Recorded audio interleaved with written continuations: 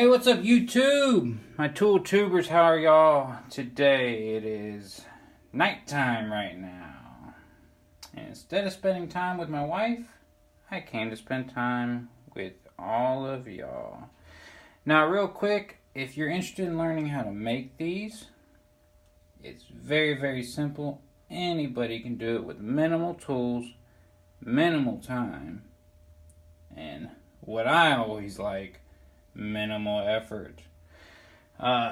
Just to give you a closer view, yep, looks really simple, don't it? Well, you know what? That's because it is. So if you want to see how to make these, stay tuned. Alright, we're back, and excuse my holy shit mess of a tool shed.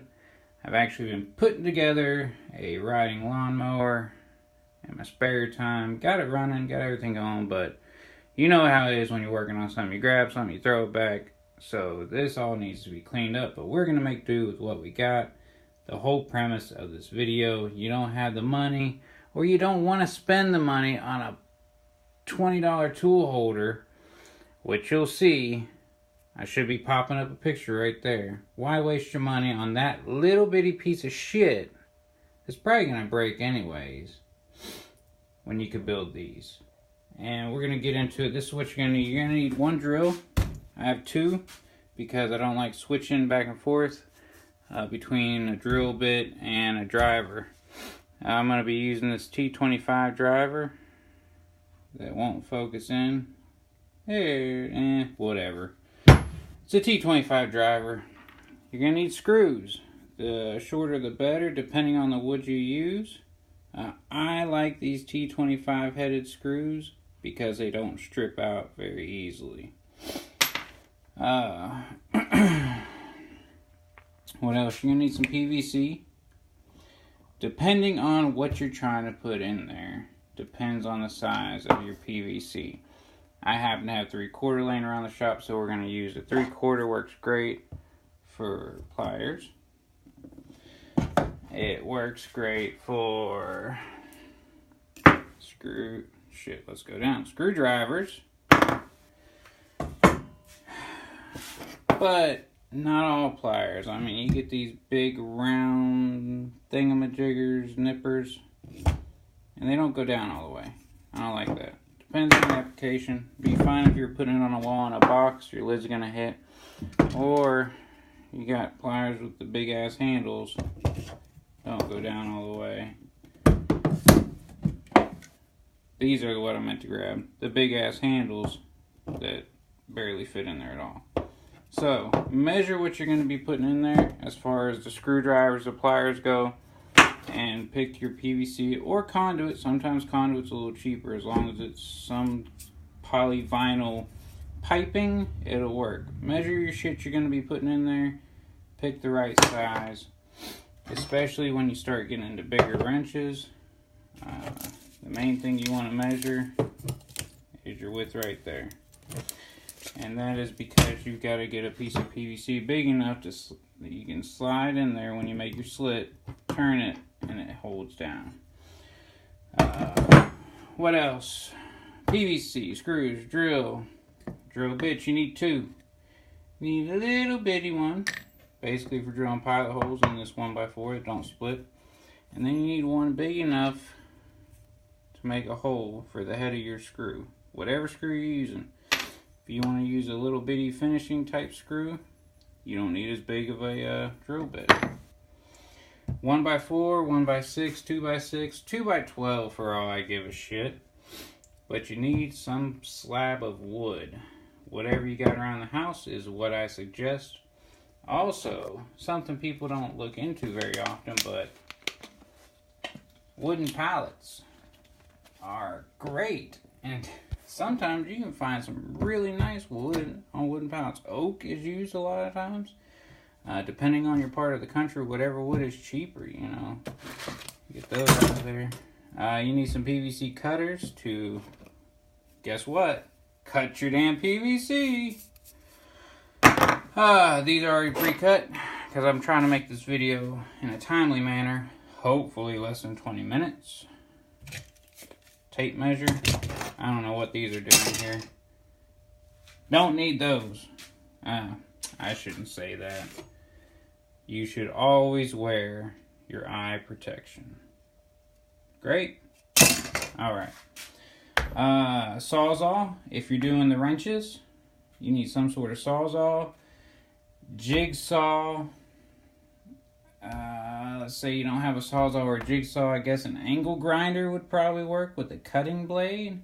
I mean, it's PVC. You just need something that can cut a slit down the PVC. Damn, my workbench is dirty. So, I mean, hell, if you're patient enough, you can use a damn razor knife and slice, slice, slice, slice until you get through. You can use a piece of string to get through PVC if you really want to. Doing it long ways, I wouldn't suggest a piece of string. Forget I said a piece of string. That's dumb. Alright, but this is only for the wrenches. If you're only making the wrench holders. But you do need a skill saw. I mean a circular saw. Or, if you don't have a circular saw, you can use a chop saw, miter saw. Hell, you could even use a table saw if you want. Let me run down my list, and I believe that is it. So, I'm going to get some of the shit out of the way that I don't need for the next segment, and I'll be back. Alright, so we got all our shit together. You went and you took your measurement. If you haven't taken your measurement, or have an idea of where you want to put this damn thing, go take your measurement. Take your 1x4, 1x6, 1x8, 1x37, and you're gonna cut it to length. You use a circular saw, table saw, chop saw, whatever you got. You're gonna take your polyvinyl chloride, conduit PVC, water piping, CPVC. Use what you got laying around the house that'll work for what you're gonna put in it, as I said in the last segment. In this case, we got 3/4. I like to cut these to about 5 inches, because that's approximately, I think it's like 5/8 to an inch above and below. I think it just looks good for 1x4, but these can be cut to any size. Now, if you're gonna do the wrenches again, it's gonna be easier to have them shorter. I wouldn't go shorter than 5 inches, because then you're going to lose some strength, I think. And I wouldn't go anything less than Schedule 40 PVC, again, for the strength. Alright, so we cut our 1x4, and we cut our PVC. I already pre-cut these to 5 inches. Now, what I like to do is find some kind of straight edge, something that you can get a straight line on. And with your pencil, draw a line. Okay, that just gives you a straight line on a round surface.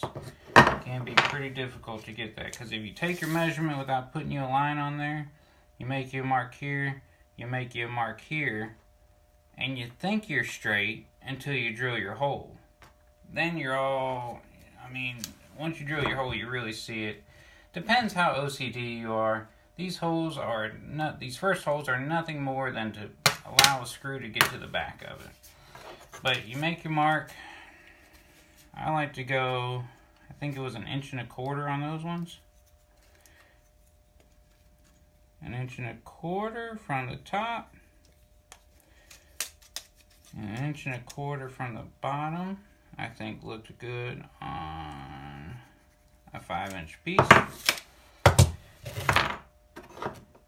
And then you drill your holes. We're gonna go ahead and fast forward this stuff with my amazing editing skills. We'll see how it goes. But we're gonna fast forward. I'm gonna drill these holes. I'm gonna talk to you about the little pro tips, I guess, I learned while making these.